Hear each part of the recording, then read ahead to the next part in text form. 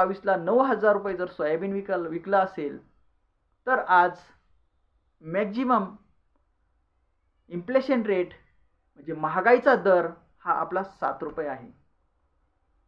महागाईचा दर 7 रुपयाच्या हिशोबाने जर पकडलं, 7 रुपये म्हणजे 7×10 70 आणि 7×10 14 म्हणजे जवळपास 1,500 ते 2,000 रुपये क्विंटलनं रेट वाढायला पाहिजे होता. बरोबर ना? म्हणजे 2022ला जर सोयाबीन 9,000ने विकलं तर तेच सोयाबीन 11,500 किंवा 11,000 2024ला विकायला पाहिजे होतं.